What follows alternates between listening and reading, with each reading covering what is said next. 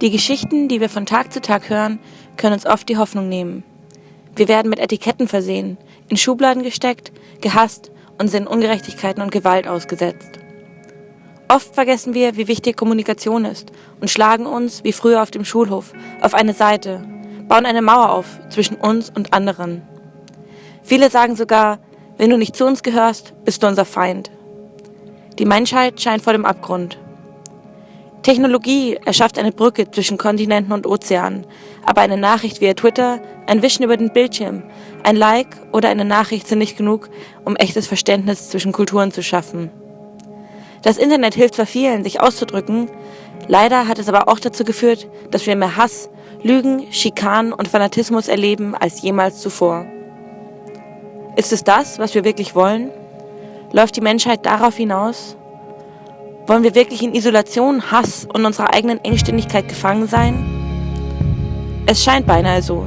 Jeder kann es im eigenen Leib spüren. Wut, Enttäuschung und Frustration. Die Menschheit steht vor dem Abgrund und gerade jetzt zählt, wer handelt. Jeder ist gefragt. Genau darum bedeutet uns der Typewriter so viel.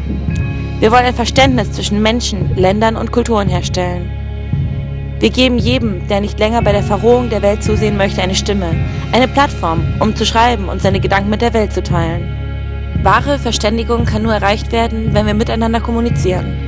Von einer Perspektive zur anderen. Und heute, am Internationalen Tag der Pressefreiheit, geben wir ein Versprechen ab. Solange du deine Geschichte mit Herzblut erzählst, aus eigener Erfahrung schreibst und falsche Darstellung vermeidest. Solange du deine Meinung seriös, vernünftig und respektvoll wiedergibst. Unabhängig von deiner politischen Gesinnung, unabhängig von deinem Glauben, unabhängig davon, wie deine Meinung aussieht. Wir versprechen dir, wir werden deinen Artikel annehmen. Wir werden die Informationen auf ihren Wahrheitsgehalt prüfen, sie redaktionell bearbeiten und für unsere weltweite Leserschaft von 6 Millionen herausgeben. Unser einziger Feind ist Gleichgültigkeit.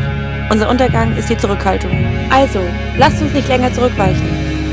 Jetzt ist die Zeit, um ein neues Verständnis füreinander zu entwickeln.